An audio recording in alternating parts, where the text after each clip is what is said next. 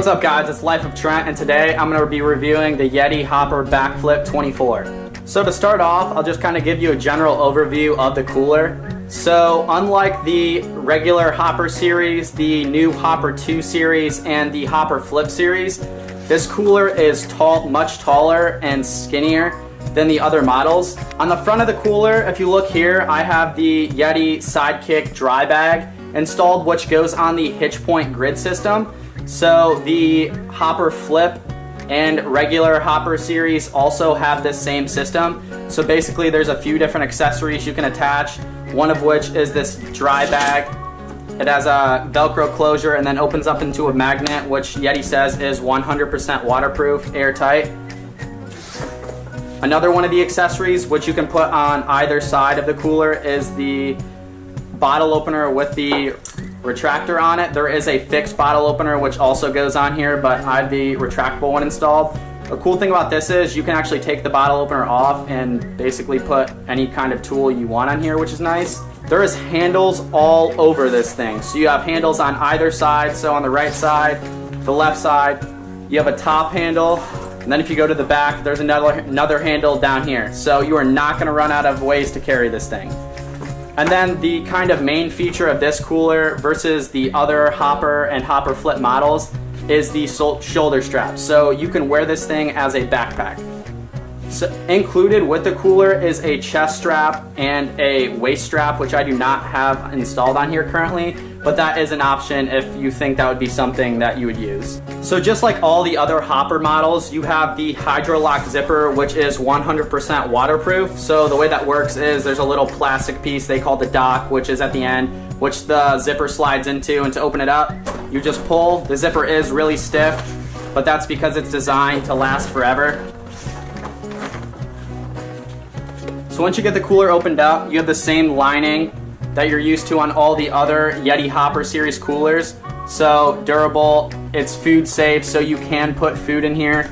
I'm not sure why you do that without putting it in a Ziploc bag, but if you wanted to, you have the option. This cooler is much taller than all the other Yeti models, so when you're stacking things in your cooler, you might want to take into consideration what you're going to be needing readily and what can sit towards the bottom. Maybe you won't need it until later. So just kind of some of the basic things that you can find on Yeti's website. All the handles are double stitched, so you're never going to have any problems there. You have handles all over this thing like I mentioned previously, and then you have your hitch point grid system on both sides and the front. So you really only have 3 accessory options for this. It's the Sidekick dry bag, the retractable bottle opener, and then the fixed bottle opener. It just depends on what kind of ice you're using. Are the items you're putting inside cold already? Are they frozen?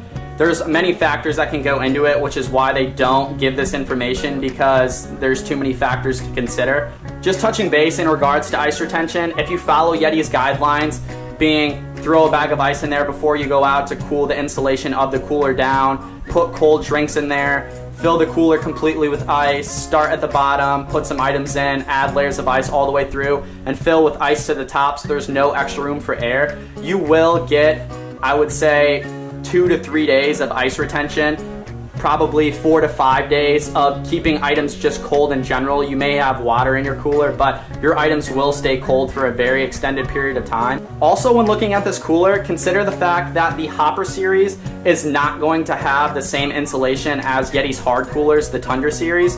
So this cooler and other coolers in the Hopper line are more designed for a day out on the water, going to the beach, going to a cookout, things where you won't need ice to stay freezing cold for weeks on end. So that's kind of what these are more designed for. And what you're getting with the Hopper series versus a smaller cooler in the Tundra line is you're getting portability. This thing is significantly lighter than every cooler in the Tundra line, which is why the Hopper series complements Yeti's brand nicely.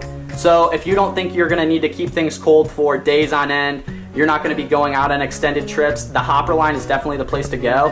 And I think that the Backflip 24 is a good choice for more people than they think. So practical uses I think this cooler would be good for. Fishing, you're carrying your poles and other gear to the boat, throw this thing on your back. You don't have to worry about carrying it over your shoulder or carrying it in one of your hands, so you can carry more gear.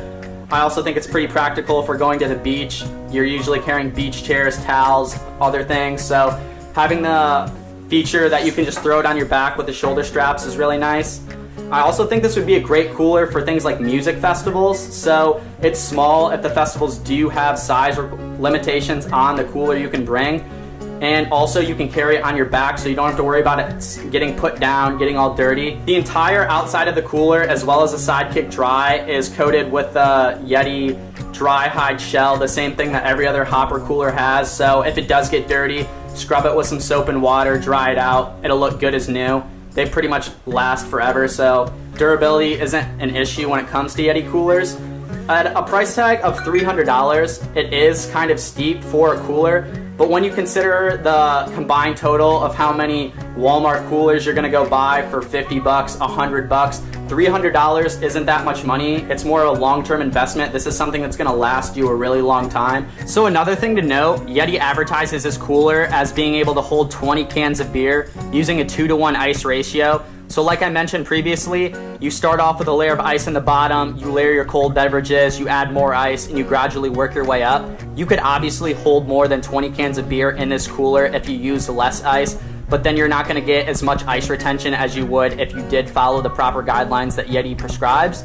So that's something also to consider. I would say you could easily fit a 30 rack of beer and some sandwiches and Ziplocs on top if you use much less ice, but it kind of just depends on if you're going for maximum capacity or duration of how long your items inside are gonna stay cold. Touching back on price again, most people I would say think that buying a $300 cooler, even maybe a $200 or $100 cooler is outrageous.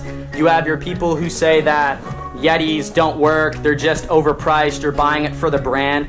And until you actually own a Yeti product and feel how durable it is in your hands and see the actual results that it produces, it's unparalleled compared to any other brands. I have yet to find another cooler brand that compares even remotely close to Yeti coolers, and it's just because the durability that goes into these coolers, the ice retention, the technology behind the coolers, this is something that's gonna last you years upon end. You're not gonna have to go buy a new one even probably every 5 years if you take care of it. So putting that investment up front for something that's gonna last you a long time makes a lot more sense than it does to buy a cheaper cooler multiple times. Go to your local sporting goods store, check one out.